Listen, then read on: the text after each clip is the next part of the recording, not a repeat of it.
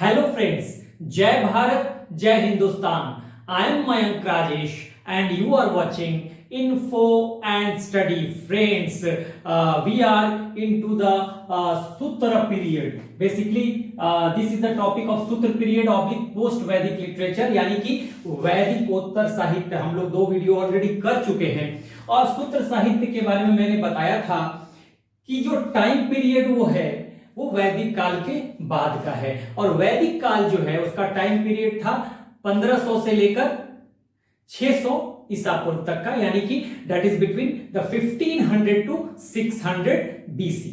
ठीक है, अब एक चीज समझिएगा कि जो वैदिक पीरियड है 600 बीसी पे खत्म होगा और फिर उसके बाद सूत्रकाल का सूत्रकाल का जो टाइम पीरियड है वो शुरू होता है, या आप कहें पोस्ट वैदिक लिटरेचर का पीरियड शुरू होता है। लेकिन देखिए, सूत्रकाल का जो पीरियड माना जाता है वो 600 टू 300 बीसी तक का माना जाता है, लेकिन ये सामान्य तौर पर। लेकिन इसका मतलब ये आप मत समझिएगा कि 300 बीसी के बाद लिटरेचर नहीं आए। जो पोस्ट वैदिक लिटरेचर है वो 300 बीसी के बाद भी, यानी 300 ईसा पूर्व के बाद भी चले, यहां तक कि एडी तक में, ईसवी तक में, ठीक है ना, वो लिटरेचर का काम चलता रहा है। तो इसको ध्यान में रखिएगा, ये मत समझ लीजिएगा कि 300 बीसी तक, यानी 300 बीसी यानी 300 ईसा पूर्व तक आकर ये जो है वैदिकोत्तर साहित्य का काम जो है वो खत्म हो गया था, क्योंकि बहुत सारे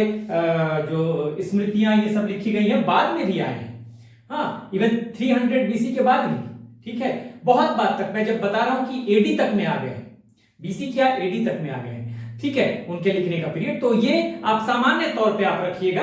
हालांकि इसमें टाइम पीरियड में आपको बहुत ज्यादा नहीं जाना है, क्योंकि हमें एक साथ पढ़ना है, इसलिए हम चूंकि एक साथ पढ़ेंगे इसको और आपका कॉन्सेप्ट एक साथ अच्छा हो जाए, इस वजह से इसको एक साथ हम पढ़ रहे हैं। सूत्रकाल में जो भी पुराण है, स्मृति है, महाकाव्य है, रामायण महाभारत, तो सबको एक साथ हम जानेंगे।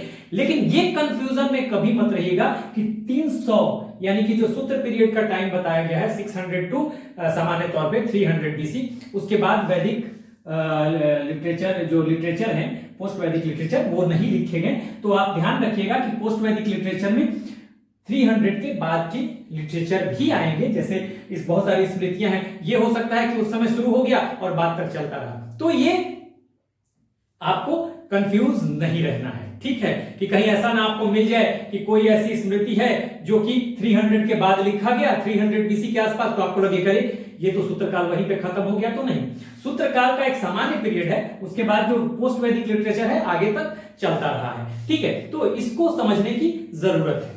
दूसरी बात देखिए, हमने जो पढ़ा था अभी, जो हम लोग ये टॉपिक इस टॉपिक में है, और इस टॉपिक में हमने अब तक वेदांग पढ़ लिया है और उपवेद हमने खत्म कर लिया है, ठीक है। तो इसके बाद आज का हमारा जो टॉपिक होगा वो होगा पुराण का, ठीक है। आज हम पुराण को डिटेल में पढ़ेंगे, जितना एग्जामिनेशन पॉइंट ऑफ व्यू से जरूरी है उसको हम अच्छे से देखेंगे, ठीक है। वेदांग हमने पढ़ लिया था, 6 वेदांगों को हमने देखा था। मैंने एक चीज और बताया था कि जो वैदिक पीरियड और उसके बाद 600 बीसी के बाद के जो लिटरेचर हैं, हाँ, उनमें अंतर क्या है। जो 1500 टू 600 बीसी तक जो भी लिटरेचर लिखे गए, मैंने बताया था चारों वेद हो गए, उनके एक्सप्लेनेशन जो है ब्राह्मणास वो हो गए, अरण्यक हो गए, उपनिषद जिनको वेदांत कहते हैं वो हो गए, उन सबको अपौरुष्य कहा गया। अपौरुष्य का मतलब कि वो किसी पुरुष ने नहीं लिखा, ठीक है। उनको अपौरुष्य भी कहा गया, उनको श्रुति भी कहा गया, क्योंकि उन्हें सुन सुन कर आगे बढ़ाया गया है। आगे की पीढ़ी में देवताओं ने ऋषि मुनियों को दिया उन चीजों को, ऋषि मुनियों ने सुना, और ऋषि मुनिया यानी सेजेस ने क्या किया कि पीढ़ी दर पीढ़ी वो उसको आगे बढ़ाते रहे। इसलिए वैदिक पीरियड के जो भी लिटरेचर हैं उनको श्रुति कहा गया। लेकिन उसके बाद के जो भी लिटरेचर हैं, हाँ, वैदिक पीरियड के बाद जो भी लिखे गए वो स्मृति के कैटेगरी में आते हैं। तो ध्यान रखिएगा, 2 तरह के लिटरेचर, श्रुति और स्मृति, जो 1500 बीसी से लेकर 600 बीसी तक, यानी वैदिक पीरियड, ऋग वैदिक पीरियड और लेटर वैदिक पीरियड में जो भी लिखे गए वो कहे जाएंगे श्रुति, ठीक है। उनकी कैटेगरी होगी श्रुति, और बाद के जो भी होंगे, हाँ, वो कहे जाएंगे क्या, स्मृति। इसको ध्यान में रखना है। तो ये सब जो कैटेगरी है इनकी वो स्मृति कैटेगरी में आएंगे, ध्यान रखिएगा, ठीक है। बेसिक डिफरेंस मैं बता रहा हूं कि ये स्मृति कैटेगरी में आएंगे। तो हमने वेदांग पढ़ लिया था, वेदांगों में हमने क्या देखा था, वेदांगों को हमने समझ लिया था कि भाई वेदांग क्या होते हैं, वेदों के अंग, वेदों के अंग यानी लिम्स ऑफ वेदास, ये मैंने बताया था, ठीक है। वेदांत से इसको कंपेयर मत कीजिएगा, वेदांत उपनिषदों को कहते हैं और वेदांत का मतलब वेदों का अंत यानी एंड ऑफ वेदास, ठीक है ना, वो उपनिषद थे, ये वेदांग है लिम्स ऑफ वेदास, वेदों के अंग। और हमने 6 तरह के वेदांग पढ़ लिए थे, ठीक है, शिक्षा, कल्प, व्याकरण, निरुक्त, छंद और ज्योतिष, इसको हमने डिटेल पढ़ लिया था, ठीक है। किस बॉडी पार्ट से वो संबंधित हैं, यानी किस बॉडी पार्ट को रिप्रेजेंट कर रहे थे, इस पे भी हमने डिटेल चर्चा की थी और इसके लिए एक शॉर्ट वीडियो भी मैंने बना दिया है, ठीक है। जैसे मैंने बताया था कि किस वेदांग को, which Vedanga is called the nose of the Vedas, तो आप कहेंगे शिक्षा, ठीक है। Which Vedanga is called the mouth of the Veda, तो आप कहेंगे क्या, व्याकरण, ये सब मैंने बता दिया था। Which Vedanga is called the hand of the और आर्म्स ऑफ द वेदास, तो आप कहेंगे कल्प। तो ये सारी चीजें मैंने वो बता दी थी, ठीक है। उसके बाद इसमें हमने वेदों में ही आप कल्प वाले पार्ट में जो वेदांत में जो कल्प वाला पार्ट है, उस पार्ट में हमने 3 पार्ट में उसको बताया था कि कल्प के 3 पार्ट हैं। कल्प का संबंध किससे है, हाथों से, मनुष्य के शरीर के अंगों से अलग अलग वेदांगों की को रिप्रेजेंट किया गया है। तो वेदों के हाथ या वेदों की भुजाएं किस वेदांग को कहते हैं, तो हम कहते हैं कल्प को, ठीक है। ये मैंने बता दिया था, which Vedanga is called the hand और आर्म्स ऑफ द वेदास, तो कल्प। इसी कल्प में वेदांग का जो पार्ट है कल्प, उसमें हमने 3 सूत्र बता दिए थे, ठीक है। श्रौत सूत्र और गृह सूत्र और धर्म सूत्र, इन तीनों की चर्चा हमने डिटेल में की थी। और गृह सूत्र में ही हमने बताया था कि गृह सूत्र जो है वो गृहीय कर्म कांड के बारे में है, यानी गृह कर्म कांड के बारे में है।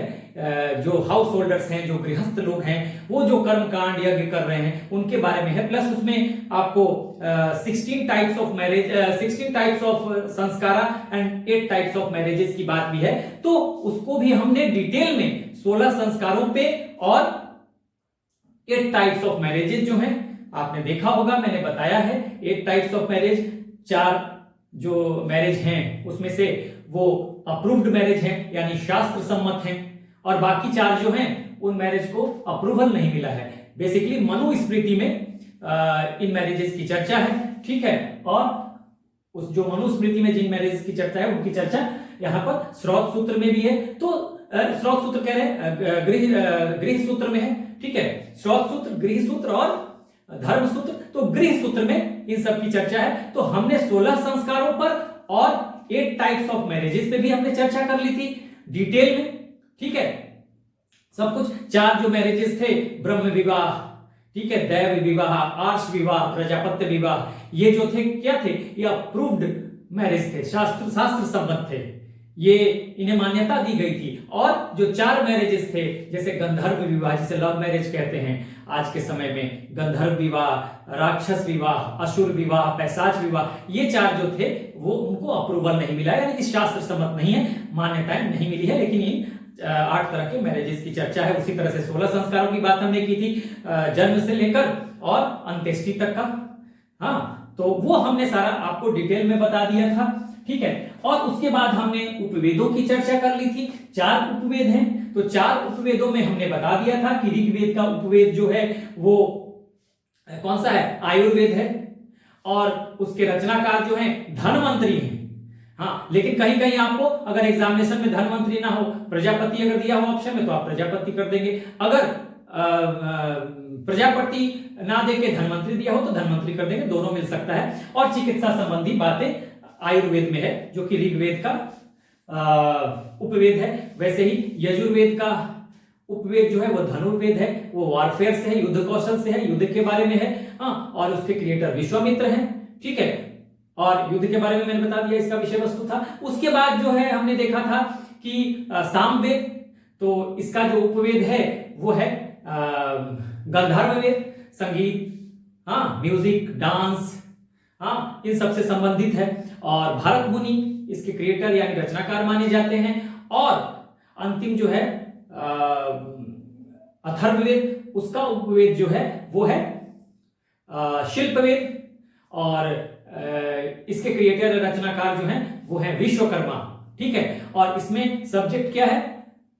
कंस्ट्रक्शन, भवन निर्माण, ठीक है ना, स्थापत्य, इन सब के बारे में शिल्पवेद में बताया गया है। तो ये 4 उपवेदों की भी बात हमने कर ली थी। तो आज की टॉपिक स्मृति हम बाद में देखेंगे और एपिक्स भी हम बाद में देखेंगे। आज का पूरा टॉपिक जो हमारा है वो है पुराणों पर आधारित। तो पुराणों को हम जरा डिटेल में समझेंगे, किस तरह से क्वेश्चन आएंगे एग्जाम में उसको भी समझने की कोशिश करेंगे, क्योंकि यहां बहुत सारी चीजें कंफ्यूजिंग होंगी। इसलिए मैंने इस टॉपिक को, मैं चाहता तो ये पूरा खत्म कर सकता था, लेकिन बहुत सारी चीजें बतानी है यहां आपको कि एग्जामिनेशन में क्वेश्चन को कैसे टैकल करना है। तो उन चीजों के लिए आज मैंने क्या किया है कि ये सारा जो है एक ही टॉपिक उठाया है इसमें से। तो आज का टॉपिक जो हमारा रहेगा वो पुराणों पे रहेगा। तो अब हम आज का टॉपिक पुराणों को शुरू करते हैं, ठीक है।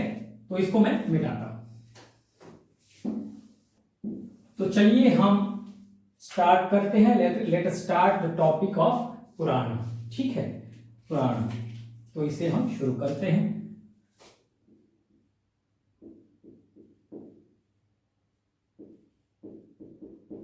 पुराण, ठीक है।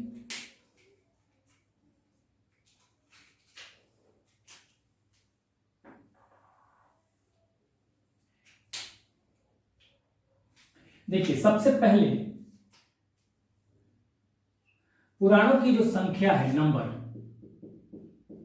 कितनी है? 18 है। ये आपको ध्यान रखना है, ठीक है। और पुराणों का मतलब क्या है? देखिए, मीनिंग देखिए, अगर हम रखें हिंदी में, अगर मैं लिखूं, आप इंग्लिश में भी लिख सकते हैं, पुराण।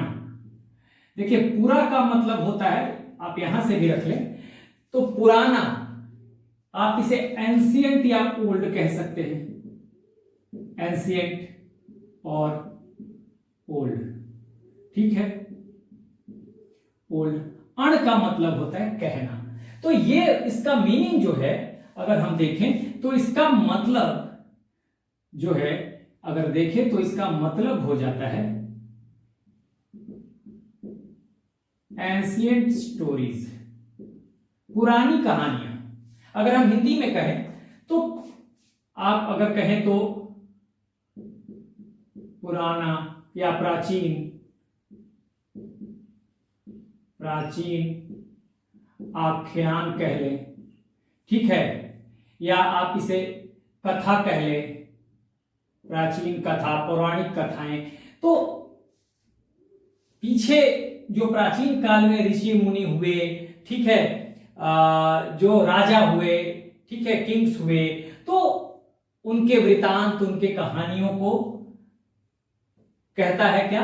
पुराण। तो पुराण को आप इसी से डिफाइन कर सकते हैं। पूरा मतलब एंशियंट, पूरा पाषाण काल आपने पढ़ा होगा, पूरा पाषाण काल, हाँ, ठीक है, मध्य पाषाण काल, नव पाषाण काल, इसी से आपको पूरा पाषाण का मतलब सबसे पुराना हो गया, प्राचीन हो गया। तो ये आप पूरा पाषाण, ओल्ड स्टोन एज कहते हैं ना। तो यहां पर आपको एंशियंट और ओल्ड, यानी एंशियंट स्टोरीज है, प्राचीन आख्यान, कथा, वृतांत, जो भी कह लें, वो पुराणों में है। किसके बारे में? पुराने जो ऋषि मुनि हो गए, सेजेस हो गए, हाँ, संत हो गए, साधु संत हो गए, सेजेस, ऋषि मुनि, हाँ, राजा महाराजा, तो उनके बारे में वृतांत, कहानियां जो है, पौराणिक कथाएं, वो सब आपको पुराणों में मिलेंगे, ठीक है। तो ये बात हो गई। अब देखिए, इसका लैंग्वेज जो है, लैंग्वेजेस, तो लैंग्वेज मेनली इन संस्कृत, आपको मुख्य रूप से संस्कृत में है, ठीक है, लेकिन कुछ रीजनल लैंग्वेजेस में भी ये मिलेंगे, लेकिन मुख्य रूप से आपको ध्यान रखना है कि संस्कृत में ही इनका लैंग्वेज है पुराणों का, ठीक है। अब आपको कुछ पुराण है, ठीक है, पहले हम उनका नाम जान लेते हैं या बाद में जान लेंगे, रुक जाइए। ठीक है, अब है कि प्राचीन कथानक, आख्यान, कहानियां हमने कह दिया। ठीक है, वो तो समझ गए आप। अब इसके जो कंपाइलर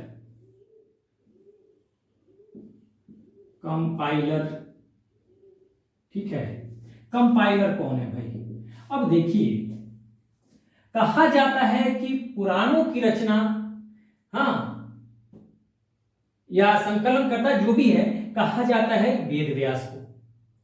आपको ज्यादातर देखिए यहीं पे कंफ्यूजन है, समझना पड़ेगा आपको, बहुत सारी चीजों को आपको समझना पड़ेगा, क्योंकि एग्जामिनेशन पॉइंट ऑफ व्यू से आपको समझना है। ठीक है, तो आप जगह जगह पढ़ेंगे तो कहीं आपको मिल जाएगा ज्यादातर जगहों पे कि वेद व्यास ने। एग्जामिनेशन में क्वेश्चन कैसे आता है कि कंपाइलर कौन है, और ऑप्शन में नाम हो सकता है किसका, देखिए लोहमर्ष या लोहमर्शन भी देता है, कहीं कहीं लोहमर्ष या लोहमर्शन भी दे दे, SHAN, तभी लोहमर्ष ऋषि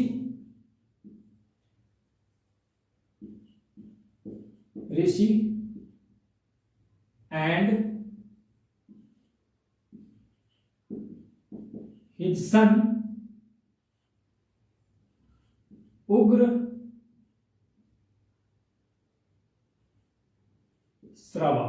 श्रवा।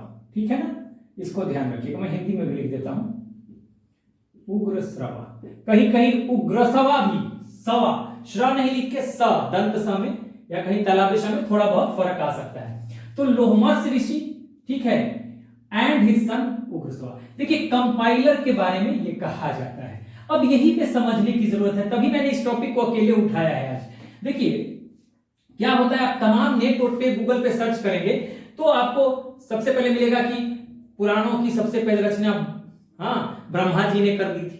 ठीक है, आपको यह भी मिलेगा कि जो रचना इसकी की है वो वेद व्यास ने की है।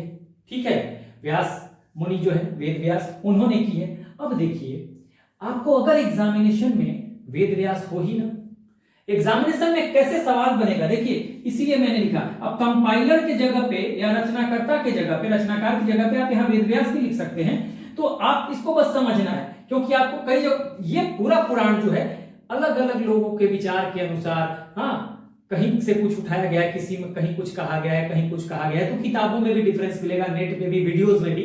ठीक है, तो बस हमें ये समझना है कि एग्जामिनेशन पॉइंट ऑफ व्यू से, हाँ, हम अपने मुश्किलों को कैसे आसान करेंगे।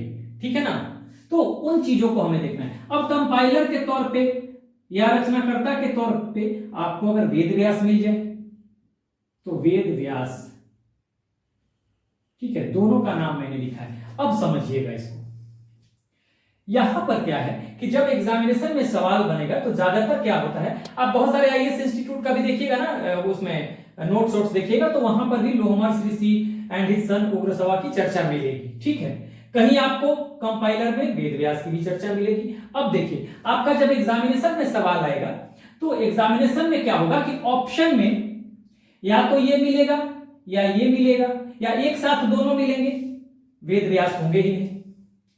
ठीक है, तब तो आप ये कर देंगे। कई बार ये नहीं होगा और अगर वेद व्यास दे देता है तब तो आपको वेद व्यास ही लगाना है। देखिए थोड़ा सा दिमाग से काम करना पड़ेगा आपको, ठीक है ना, थोड़ा सा दिमाग लगाना पड़ेगा, क्योंकि यूपीएससी हो या यूपीपीसीएस हो, इस तरह के एग्जाम में कई जब बार क्या होता है ना कि कंफ्यूजिंग क्वेश्चन देता है, लेकिन उसको आप अपने इंटेलिजेंसी से सॉल्व कर सकते हैं। ठीक है ना, तो आप ये देखेंगे अब कि भाई क्या वेद व्यास है, इसमें ऑप्शन में वेद व्यास है, हाँ, तो उसमें जनरली क्या है कि एग्जामिनेशन बड़ा क्लियर कट आपको चीजें देता है। मैं आपको एक चीज बता दूं, ऐसा कभी नहीं करेगा कि वेद व्यास भी दे देगा और इनको भी दे देगा, कभी नहीं करेगा, क्योंकि जो यूपीएससी का लेवल है ना वो बिल्कुल हर चीज स्पष्ट रखता है, वो आपको कंफ्यूज कभी नहीं करेगा क्वेश्चन में, कम से कम। ठीक है, क्योंकि आप पढ़ पढ़ के कंफ्यूज हो गए हैं उन चीजों को, या मैं पढ़ पढ़ के कंफ्यूज हो गया, तो हम उन चीजों को छांटना समझेंगे कि कैसे छांट सकते हैं किसी चीजों को, कैसे अलग कर सकते हैं, हाँ, इंटेलिजेंसी के साथ कैसे हम उस क्वेश्चन को सॉल्व कर सकते हैं। तो क्या करेगा कि जब आपको वो देगा तो हो सकता है वेद व्यास दे ही ना, आपको ये दे दे, बड़ी आसान है। अब किसी ऑप्शन में खाली लोहमर्ष ऋषि दे दे, किसी ऑप्शन में खाली ये दे दे, ठीक है, तो आप जो भी ऑप्शन होगा उसको कर देंगे। अगर ये दोनों नहीं रहता, ये कभी नहीं करेगा कि ये भी दे देगा और ये भी दे देगा। अगर ये दोनों रहता है, नहीं रहता ऑप्शन में, तब तो आपके लिए मजबूरी है, करना ही है, ठीक है ना। दोनों कभी नहीं देगा, आप समझ लीजिए, खासकर यूपीएससी यूपीपीसीएस इसमें दोनों कभी नहीं देगा। तो इसको आपको समझना है, और इसके पीछे की भी कहानी मैं बता देता हूं ताकि आपके लिए जानना जरूरी है थोड़ा बहुत। ऐसा कहा जाता है, ये मत समझिएगा कि मैं 100% जो है वो, ये भी मैं कही सुनी बातें कह रहा हूं, ठीक है, पढ़ी लिखी कही सुनी जो बातें होती हैं, हाँ, क्योंकि अलग अलग बातें कही गई हैं कि वेद व्यास ने क्या किया कि जो ब्रह्मा जी ने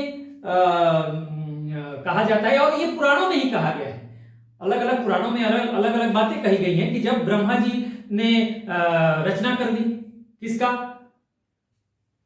पुराणों का, तो पुराण जो है उनकी रचना करने के बाद वेद व्यास ने क्या किया, 18 पार्ट में डिवाइड कर दिया, ठीक है, 18 पार्ट में डिवाइड कर दिया। यह भी मिलता है कि वेद व्यास ने क्या किया कि उनके प्रिय शिष्य थे, डिसाइपल थे, हाँ, लोमहर्ष या लोमहर्षण ऋषि, ठीक है, उनको सब कुछ दे दिया, जिम्मेदारी की आप कीजिए। समझिएगा, इन्होंने क्या किया, सब कुछ जिम्मेदारी इनको दे दिया, तो इसलिए इनको भी कहा जाता है। तो ये कहानियां हैं पुराणों की, ठीक है ना, तो इसलिए इसको आपको समझना जरूरी है। तो ये आप समझ गए अब मेरे ख्याल से बिल्कुल क्लैरिटी के साथ कि क्यों ऐसा होता है, ठीक है ना। तो ये अच्छा 18, ऐसा नहीं, 18 मेन पुराण है, इसके अलावा उप पुराण भी है, जानना आपके लिए जरूरी नहीं है, ठीक है ना, वो एग्जामिनेशन पॉइंट ऑफ व्यू से जरूरी नहीं है। पुराण 2 पार्ट में, महापुराण है, उप पुराण ही, महापुराण जो है 18 मेन है, और उसके बाद उप पुराण भी है, 18 है, कहीं कहीं 21 भी देता है, तो वो आपको जानना जरूरी नहीं है, ठीक है। तो ये आपने समझ लिया। अब एक और सवाल आएगा, क्या, पहले हम क्या करते हैं कि देखिए, अब आएगा कि प्राचीनतम पुराण कौन सा है, अर्लीस्ट या ओल्डेस्ट, प्राचीनतम पुराण जो है वो अर्लीस्ट कहें, ठीक है, और ओल्डेस्ट कहें या प्राचीनतम कहें। अब ये कौन सा होगा, अब देखिए इसको भी समझना है, ठीक है। तमाम तरह के आप नेट छान लीजिए, उसमें कहेगा ब्रह्म पुराण, कहीं कहेगा, कहीं कहीं मिल जाएगा मत्स्य पुराण, ठीक है, और कहीं आपको वायु पुराण भी कहा गया, कहीं विष्णु पुराण भी कहीं कहीं मिल जाएगा। तो देखिए अलग अलग बातें हैं, ठीक है ना। तो अब इसको भी आपको एग्जामिनेशन पॉइंट ऑफ व्यू से समझना है। सबसे पहले समझिए, मैंने बार बार कहा कि यूपीएससी या जनरली कंपटीशन में, अब कोई ऐसा कर दे तो अलग बात है, लेकिन जनरली ऐसा नहीं होता कि आपको क्वेश्चन को लेके कंफ्यूज करेगा। जो क्वेश्चन बनाए जाएंगे बहुत रिसर्च के बाद बनाए जाते हैं और उनमें बिल्कुल स्पष्टता झलकती है, ठीक है। तो क्वेश्चन जब आएगा, अब देखिए क्वेश्चन में आपको क्या देगा भाई, जनरली जो देता है वो 4 ऑप्शन में, एक अगर मत्स्य पुराण दे दिया, मत्स्य पुराण, ठीक है, मत्स्य पुराण, और एक दे दिया वायु पुराण, वायु पुराण, 4 ऑप्शन में से ये दे दिया, ठीक है। देखिए ब्रह्म पुराण को भी बहुत सारे जगहों पे कहा गया है प्राचीनतम या ओल्डेस्ट, लेकिन अब इस ऑप्शन में वो क्या करेगा, ब्रह्म पुराण नहीं रखना चाहिए, ठीक है। अब जब ये 2 देता है 4 ऑप्शन में से, तो आप बड़ी आराम से प्राचीनतम क्या करेंगे, मत्स्य पुराण को आंसर कर देंगे, ठीक है। बहुत जगह तो आप नेट पे खंगालेंगे तो मत्स्य पुराण को बहुत बाद का बताया गया है, लेकिन हमें एग्जामिनेशन पॉइंट ऑफ व्यू से समझना है। बहुत सारे जब एग्जामिनेशन के पेपर करेंगे तो आपको आइडिया होता चला जाएगा। देखिए एक बात मैं आपको बताऊं कि पढ़ना एक अलग बात है, इंफॉर्मेशन कलेक्ट करना अलग बात है। इंफॉर्मेशन कलेक्ट करने के बाद हाँ उसको एक कॉन्सेप्ट देना, देखिए मैं तो आपको दे ही रहा हूं, लेकिन आप कुछ अपने ओपिनियन भी डेवलप करोगे, plus you should solve ample number of questions, ठीक है ना। आप जितना हो सकता है ऑब्जेक्टिव क्वेश्चन सॉल्व करते जाइए, ठीक है ना। पीटी के लिए कोई समस्या नहीं होगी, ठीक है ना, तो उसको करते जाइए। तो आप मत्स्य पुराण कर देंगे। लेकिन अगर मत्स्य पुराण और वायु पुराण में से कोई हो, अगर मत्स्य पुराण, अगर ये दोनों एक साथ हैं, तब तो आप मत्स्य पुराण कर देंगे। कई बार ऐसा होता है कि दोनों एक साथ होता है, और कई बार दोनों कोई एक ऑप्शन में होगा, कोई एक ऑप्शन में होगा तो या तो वायु पुराण होगा या मत्स्य पुराण होगा। तो आप यही आंसर करेंगे, अगर मत्स्य पुराण ना हो तो वायु पुराण लगा दें, और अगर दोनों हो तो मत्स्य पुराण तो लगाएंगे ही। अगर ये अकेले हो मत्स्य पुराण तो कोई बात ही नहीं है, ठीक है। तो ये ऐसे दे सकता है, इन दोनों को एक साथ दे सकता है। लेकिन अगर ब्रह्म पुराण देगा, चूंकि कंफ्यूजन है, तो हो सकता है कि वो अकेले दे दे। ये दोनों हो ही ना, आपके लिए रास्ता आसान है, क्योंकि मैंने बार बार कहा है कि यूपीएससी क्वेश्चन के मामले में बहुत रिसर्च करके क्वेश्चन बनाए जाते हैं, तो वो जो है वो बहुत स्पष्टता रखती है, ठीक है ना, क्लैरिटी बहुत ज्यादा रखती है। तो आप अभी तो यहां पर लिख लें, क्योंकि आपको किताबों में और जो भी आपको बहुत सारे बड़े इंस्टीट्यूशन हैं उनके जो नोट्स भी मिलेंगे, उनको उसमें ये भी मिलेगा, और जो प्राचीन है, अर्लीस्ट या प्राचीनतम जो कहा गया है, वो कहा गया है क्या, मत्स्य पुराण, ठीक है, या और वायु पुराण। वायु पुराण को शिव पुराण भी कहते हैं, ध्यान रखिएगा। अगर वायु पुराण की जगह शिव पुराण दे दे तो कंफ्यूज मत होइएगा। वायु पुराण की जगह मत्स्य पुराण और शिव पुराण दे सकता है, ठीक है ना, तो ये भी आप कंफ्यूज मत होइएगा। शिव पुराण जो है वायु पुराण को ही कहते हैं। अब आपको मत्स्य पुराण और शिव पुराण दे देगा ऑप्शन में, या खाली कहीं कुछ भी ना दे, 4 ऑप्शन में से एक शिव पुराण दे दे, तो प्राचीनतम ये हो जाएगा। लेकिन मैंने आपको बता दिया कि अगर ब्रह्म पुराण देता है तो निश्चित तौर पे ये ऑप्शन इनमें से कोई वो अपने ऑप्शन में नहीं रखेगा। इसलिए आपको ध्यान रखना है कि कैसे चालाकी से और कैसे इंटेलिजेंसी से हमें क्वेश्चंस को सॉल्व करने हैं एग्जामिनेशन में, ठीक है। अब आपको मैं बताऊं कि इतना हो गया, ठीक है, तो ये इतना आपने समझ लिया। अब हम आगे की बात करेंगे, इसे मैं मिटा रहा हूं, ठीक है। यहां आप एक स्क्रीनशॉट ले लीजिए, इसमें जो हमने समझा है अभी तक, इसको याद रखिए कि नंबर जो हैं वो कितने हैं, 18 है पुराणों के।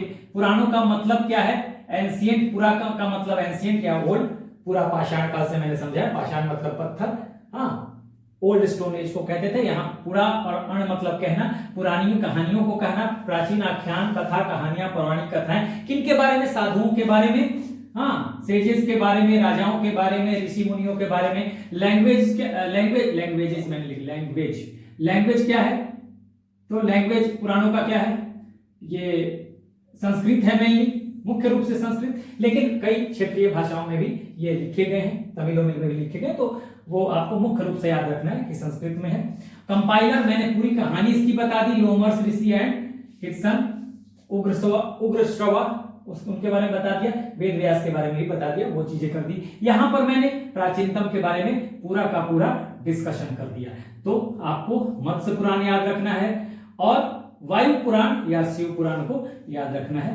अगर दोनों ऑप्शन में है तब तो मत्स्य पुराण हो जाएगा, इनमें से अगर कोई है एक तो फिर आप उसे लगा देंगे। दोनों अगर नहीं है और अगर ब्रह्म पुराण है तो प्राचीनतम में ब्रह्म पुराण, लेकिन जनरली इन्हीं में से आता है, ठीक है। लेकिन यूपीएससी जैसे भी क्वेश्चन देगी स्पष्ट रूप से देगी, ठीक है ना। तो ये इस हिसाब से आपको ध्यान रखना है इन चीजों को। आगे बढ़ता हूं मैं,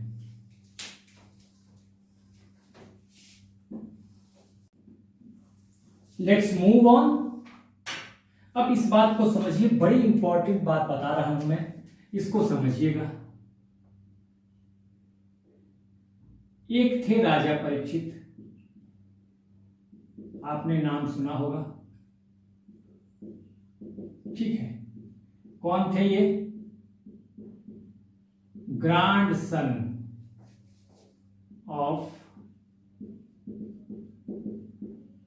अर्जुन के ग्रैंडसन थे, ठीक है। पुराणों के साथ क्या है, राजा परीक्षित को, Raja Parikshit, the regime of Raja Parikshit हाँ, और the time period of Raja Parikshit has been made the benchmark. कैसे? एक बेंचमार्क बनाया गया है। कैसे? देखिए, राजा परीक्षित के पहले की जो डायनेस्टीज थी, हाँ, उनकी स्टोरीज को नरेट किया गया है पास्ट टेंस में। ठीक है, और जो डायनेस्टीज राजा परीक्षित के रिजीम के बाद आई, उनको फ्यूचर टेंस में नरेट किया गया है। Means the story of dynasties coming before the regime of King Parikshit have been narrated in the past tense, and the stories of dynasties coming after the regime of King Parikshit have been narrated in the future tense। ठीक है, जो इनके पहले dynasties या वंश आए राजाओं के, उनकी कहानियां, उनके वृतांत को पास्ट टेंस में, यानी कि था, थी, कैसे कहा गया कि वो थे, हाँ, एक राजा थे, हाँ, एक ऋषि मुनि थे, इस तरह की बातें कही गई। लेकिन यहां क्या कही जाएगी? फ्यूचर टेंस में, ऐसा होगा, एक राजा होंगे, ऐसे करके। ठीक है, तो ये बात कही गई फ्यूचर टेंस में। तो इसको समझिएगा, ये बहुत ही इंपॉर्टेंट है, इसको ध्यान रखिएगा। तो इसका मतलब ये भी लगाया जाता है, स्कॉलर्स जो लगाते हैं कि अगर ये बात कही जा रही है, इसका मतलब हो सकता है कि पुराणों को, जो पुराण जो हैं, इन्हीं के ड्यूरेशन में कंप्लीट कर लिया गया हो। ठीक है, इनके ड्यूरेशन में कंप्लीट हुआ हो, तो इसलिए इनको एक बेंचमार्क बनाया गया है। ठीक है, तो इस चीज को आप, या इनके समय में शुरुआत हो, जो भी है, तो इस तरह की बातें कही गई है। तो परीक्षित को आप याद रखिएगा, राजा परीक्षित को। ठीक है, कौन थे ये? Grand son of arjuna. ठीक है, अब आपको सब्जेक्ट देख लेते हैं, विषय वस्तु जो है, सब्जेक्ट ऑफ पुराण। पुराणों के सब्जेक्ट क्या है? लास्ट में मैं लिखवा दूंगा कौन कौन से पुराण हैं। ठीक है, पहले हम मेन चीजों को देख लेते हैं। सब्जेक्ट, पुराणों के सब्जेक्ट क्या है? ठीक है, तो देखिए, ये सब्जेक्ट आपको समझ लीजिए कि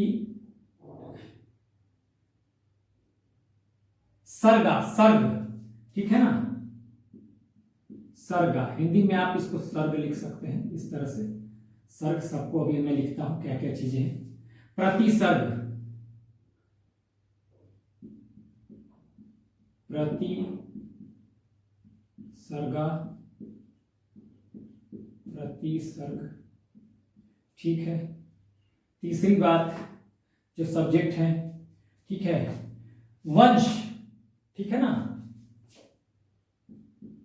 वंश यानी कि वंश से संबंधित है, क्लैन से, वंश, ऐसे लिख देते हैं। बहुत जगह VAMS भी लिखा हुआ आएगा, तो स्पेलिंग में फर्क हो सकता है। ठीक है,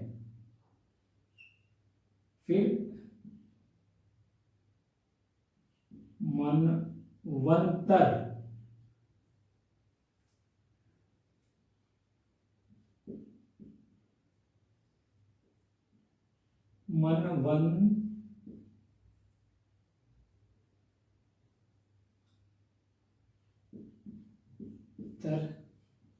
और उसके बाद मनवंतर के बाद आपका हो जाएगा वंशानुचरित। ठीक है, वंशानुचरित,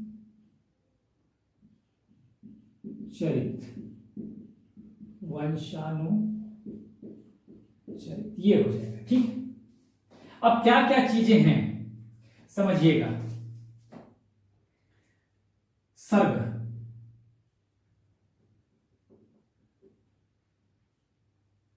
इवोल्यूशन ऑफ यूनिवर्स के बारे में यहां पे है।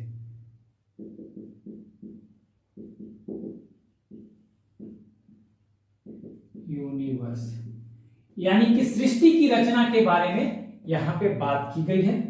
दूसरी बात, इनवॉल्यूशन ऑफ यूनिवर्स। इनवॉल्यूशन, चलिए दूसरे ढंग से समझिए। इनवॉल्यूशन, अब यहां पे समझिए यहां पे बात क्या होगी, डिस्ट्रक्शन ऑफ द यूनिवर्स, हाँ, and then the recreation of the universe. ठीक है, बेसिकली एक बार क्या होता है, प्रलय के बाद जो सृष्टि की, प्रलय के बाद की जो सृष्टि है उसके बारे में, प्रलय के बाद की फिर सृष्टि कैसी होगी उसके बाद की उसके बारे में प्रतिसर्ग वाले पार्ट में बताया गया। विषय वस्तु जो है सर्ग, प्रतिसर्ग, वंश, मनवंतर और वंशानुचरित। ठीक है, पहली बारे में सृष्टि की रचना, इवोल्यूशन ऑफ यूनिवर्स के बारे में यहां पर बताया जाएगा। डिस्ट्रक्शन आप ऐसे लिख लीजिए इसको, एक इंग्लिश में इसको ऐसे भी लिख सकते हैं, इनवॉल्यूशन ऑफ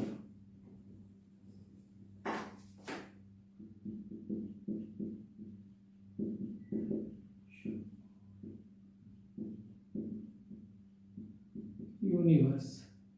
इसका मतलब यही है कि एक तरह से इन्वॉल्यूशन का मतलब एक तरह समझिए कि डिस्ट्रक्शन हो गया, प्रलय आ गई और फिर उसके बाद की सृष्टि, फिर सृष्टि का निर्माण होता है, तो वो चीजें हैं प्रतिसर्ग में। ठीक है, प्रलय के बाद की सृष्टि, ठीक है, प्रलय के बाद, प्रलय एंड रीबर्थ, प्रलय एंड रीबर्थ वो है आपको प्रतिसर्ग में।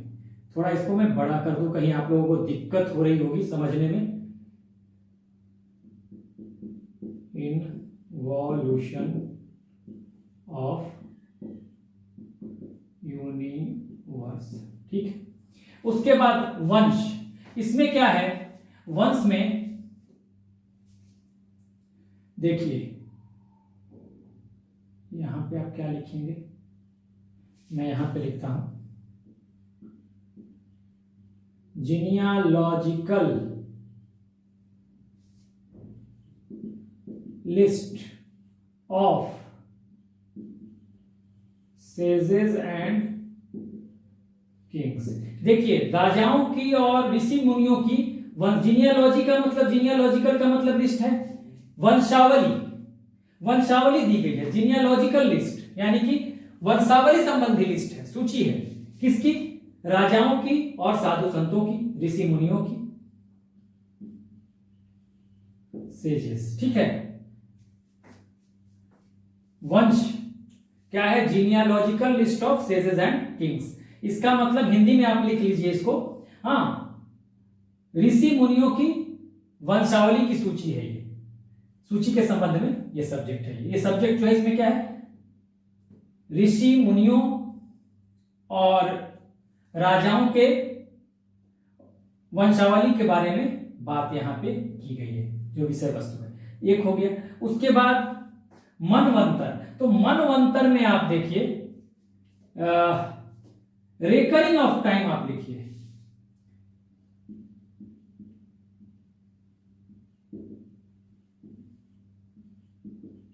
एक तरफ से युगों में बांटा गया है, मनवंतर का मतलब पूरे समय को युगों में बांट दिया गया है। रेकरिंग ऑफ टाइम, समय का, रेकरिंग का मतलब आवृत्ति होता है। ठीक है, एक समय के बाद, एक खास समय के बाद फिर दूसरा समय, तो एक का रिपीटेशन हो रहा है समय का, तो उस पर रेकरिंग ऑफ टाइम आप लिख लीजिएगा इसको। ठीक है, उसके बाद वंशानुचरित। ठीक है, वंशानुचरित में क्या है, यहां पे आपको क्या है, यहां पे राजवंशों की, हाँ, यहां पे क्या है, यहां पे है आपको राजाओं की वंशावली है। ठीक है ना, जीनियोलॉजिकल लिस्ट ऑफ किंग्स, यानी history of the Kings, Kings की कहानियां हैं, राजाओं की कहानियां हैं। तो यहां पर आप लिख सकते हैं, यहां पे ऐसे लिख लीजिए जो विषय है, यहां पर किसका है, ऐसे लिख लीजिए, रेफरेंस है किनका, उल्लेख किनका है, किंग्स का, ऐसे ही लिख लीजिए विषय वस्तु। वंशानुचरित, वंश से आपको पता है राजाओं के वंश की या वंशावली की चर्चा होगी, तो आप यहां पे लिख सकते हैं। तो इस तरह से देखिए जो विषय वस्तु है, इस विषय वस्तु को बड़ी ध्यान से समझना है। क्या क्या है भाई, सर्ग, सर्ग का मतलब क्या है, इवोल्यूशन ऑफ यूनिवर्स यानी हिंदी में सृष्टि की रचना, ठीक है। उसके बाद प्रतिसर्ग इनवॉल्यूशन ऑफ यूनिवर्स, इसका मतलब यह है, मैंने बताया है कि डिस्ट्रक्शन हो गया, प्रलय आ गई और फिर सृष्टि का निर्माण हुआ, तो उस बारे में ये है पूरा इनवॉल्यूशन ऑफ यूनिवर्स। उसके बाद वंश में क्या है, विषय वस्तु जो है ये genealogical list of sages and kings, साधु संतों ऋषि मुनियों और राजाओं की वंशावली की सूची है ये, ठीक है। मनवंतर में क्या है, पूरे समय को एक टाइम पीरियड में बांटा गया है, तो हाँ युग में बांटा गया है, उसके बारे में है। और वंशानुचरित में रेफरेंस किसका है, राजाओं का है, किस बारे में, उनके वंश के बारे में, उनकी वंशावली के बारे में दिया गया है। तो ये पूरा विषय वस्तु है, तो इसको आप अच्छे तरह से समझ लीजिएगा, ठीक है। अब जो बात आती है, अब समझते हैं कुछ चीजों को। अभी हम 4 युगों की भी चर्चा कर लेंगे इसके बाद। पहले हम एक बार लिख देते हैं कि 18 जो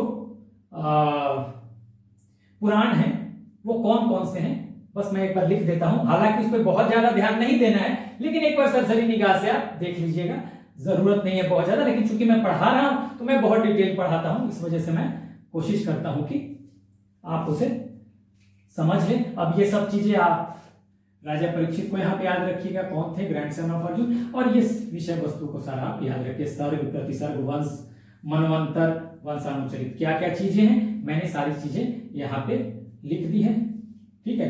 तो इसको आपको अब समझने में दिक्कत नहीं होगी। अब मैं इसे मिटाकर आगे बढ़ता हूं और युगों की बात करेंगे, 4 युगों की बात करेंगे, ठीक है। 4 युगों की बात ऐसे कर लेते हैं, यहीं पे कर लेते हैं। देखिए पुराणों में 4 युगों की बात कही गई है कि यहीं पे कर लेते हैं, फिर बाद में हम 18 पुराण जो है उसको खाली लिख लेंगे, तो आपको पता चल जाएगा कि क्या क्या है। देखिए पुराणों के अनुसार 4 युग हैं, समझ लीजिएगा। ये मैं मिटा देता हूं, यहां वाली चीजें मिटा देता हूं, और तब आपके लिए आसानी हो जाएगी।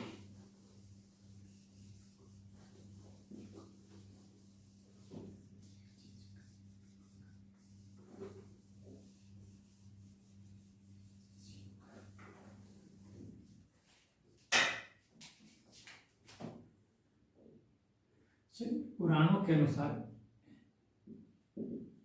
एजेस, या हम कहते हैं युग, कहीं एरा कुछ भी लिखा हुआ मिल जाए तो पहली बात समझिएगा, सबसे पहले सतयुग, सतयुग, उसके बाद है त्रेता युग, उसके बाद है द्वापरा,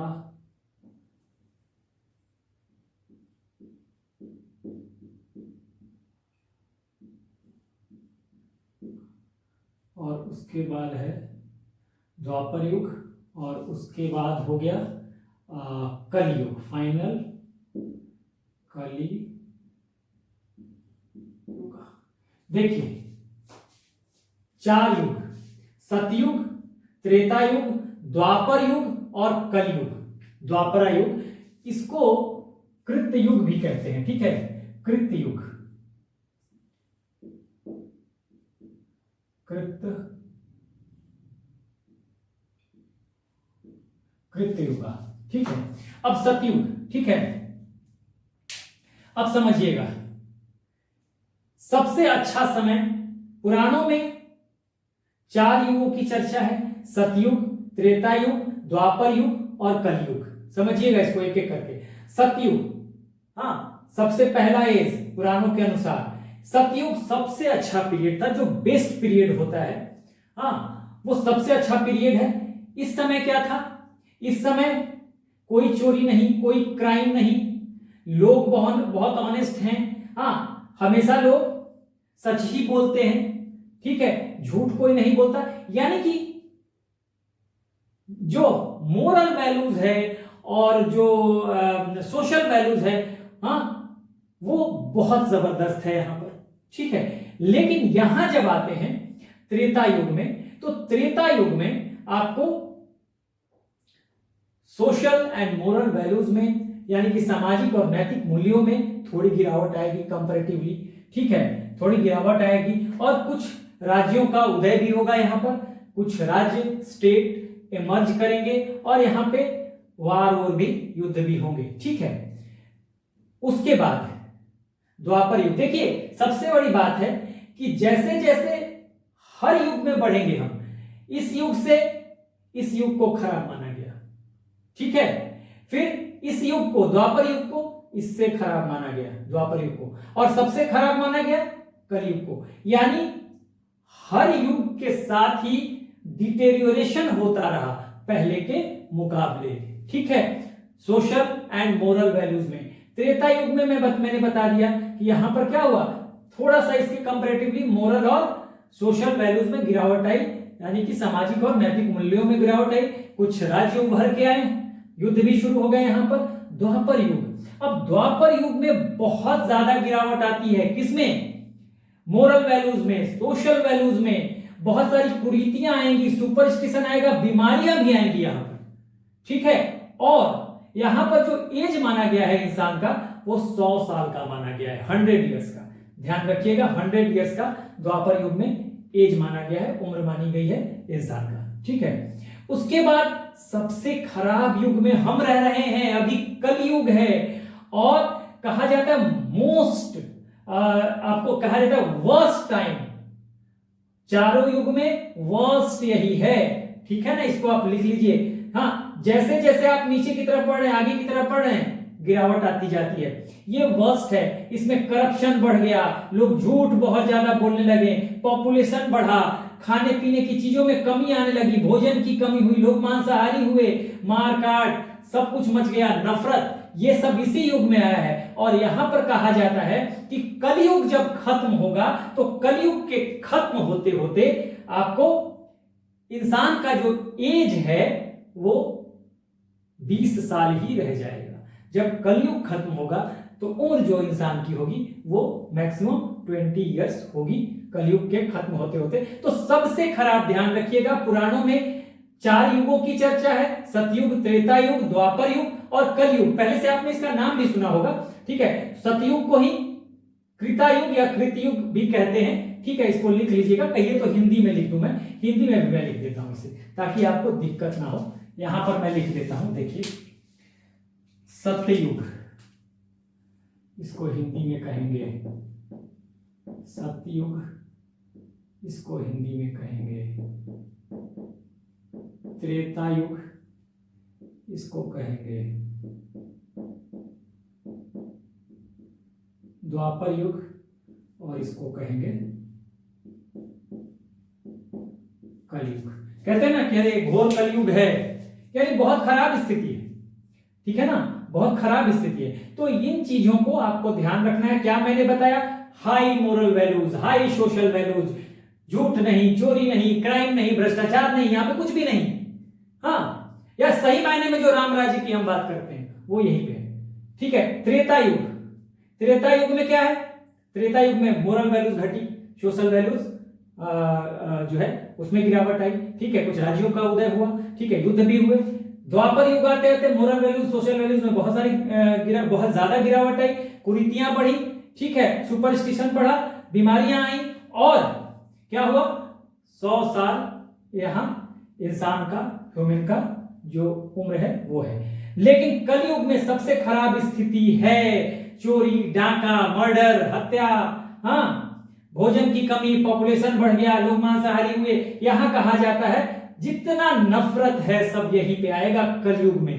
हाँ, प्यार मोहब्बत की तो कोई बात ही नहीं है कलयुग में, लोग मतलबी हो गए, स्वार्थी हो गए, ठीक है, ये कलयुग में है। और यहां कहा जाता है कि कलयुग के खत्म होते होते मानव यानी ह्यूमन यानी इंसान की उम्र मात्र 20 वर्ष रह जाएगी मैक्सिमम। तो ये मैंने सब कुछ आपको डिटेल में बता दिया। अब एक लास्ट बच जाता है कि हम 18, वो बहुत जरूरी नहीं है, लेकिन चूंकि पढ़ रहे हैं तो 18 जो पुराण है उनको मैं लिख देता हूं, आप एक बार देख लीजिए, बस एक बार सरसरी निगाह से देखना है, कोई उसमें दिक्कत नहीं है। तो इसे मैं मिटा देता हूं। चलिए अब मैं 18 पुराणों को यहां पर लिख देता हूं बस। चलिए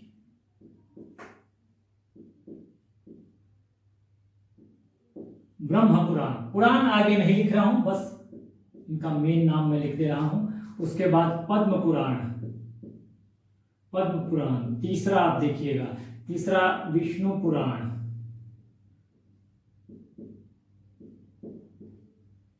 चौथा जो होगा वो होगा वायु पुराण, वायु, इसी को शिव पुराण भी कहते हैं, ठीक है, शिवा या शिवा पुराण, ठीक है। उसके बाद आपको भागवत,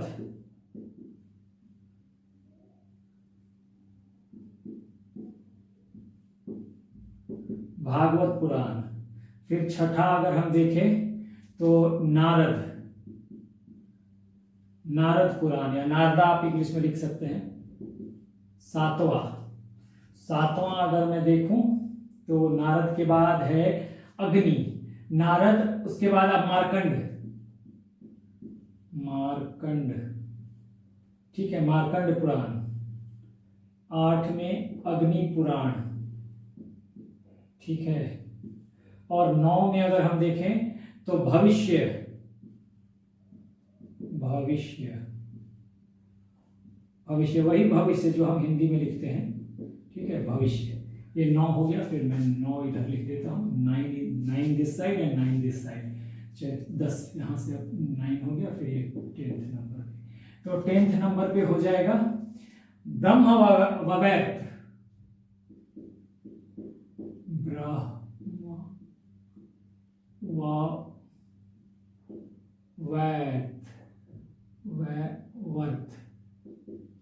ब्रह्मवर्त, ठीक है, ब्रह्मावर्त, वैवर्त या वैवर्त ऐसे लिखा जाता है, हिंदी में मैं लिख देता हूं इसको। थोड़ा सा इसका जो प्रोनाउंसिएशन है वो अलग अलग मिल सकता है आपको, ब्रह्मावर्त, ठीक है। 11 में आप देखेंगे तो 11 में अगर देखेंगे तो लिंग, लिंगा पुराण।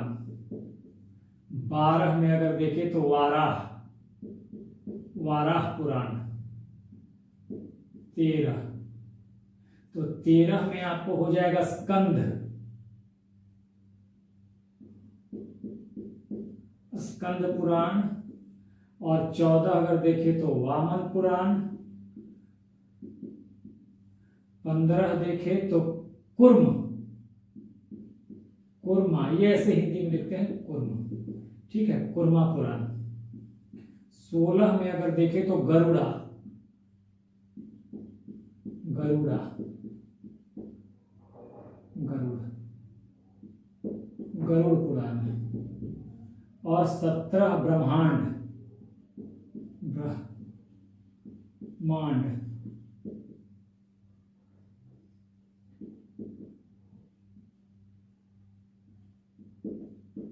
ब्रह्मांड पुराण, ठीक है। उसके बाद इसके पहले ही होगा मत्स्य, मैं लास्ट में लिख रहा हूं मत्स्य, मत्स्य थोड़ा पहले ही हो जाएगा, लेकिन चूंकि मत्स्य मैंने लास्ट में लिख दिया, छूट गया था। तो कुल मैंने आपको बता दिया 18 पुराणों को, आप देख लीजिए। ब्रह्म पुराण आप कहीं भी आपको मिल भी जाएगा नेटवर्क पे, कोई बड़ी बात नहीं है, बस एक बार आपको सरसरी निगाह से देखना है, बहुत ज्यादा आपको ध्यान नहीं देना है इस पे, ठीक है ना। ब्रह्म पुराण, पद्म पुराण, विष्णु पुराण, वायु पुराण, इसी को शिव पुराण भी बोलते हैं, ठीक है। और ब्रह्म पुराण मैंने बताया कि अर्लीस्ट या प्राचीनतम है, ठीक है। अगर ये मत्स्य पुराण और वायु या शिव पुराण अगर ऑप्शन में ना हो, खाली यही हो तो आप ये करेंगे, लेकिन जनरली आपको वायु या मत्स्य पुराण देता है आपको किसमें, ऑप्शन में। अगर दोनों ऑप्शन में हो, ठीक है ना, 4 ऑप्शन में से ये दोनों ऑप्शन दिए हुए हैं तो आप मत्स्य पुराण को मानेंगे, आपका जो करेक्ट आंसर होगा वो मत्स्य पुराण। लेकिन अगर ये और ये दिया हो कोई भी तो आप क्या करेंगे, खाली अगर ये दिया हो तो ये तो होगा ही, और खाली अगर ये दिया हो तो आप वायु को कर देंगे, ठीक है। ये मैंने पूरा डिटेल बता दिया है।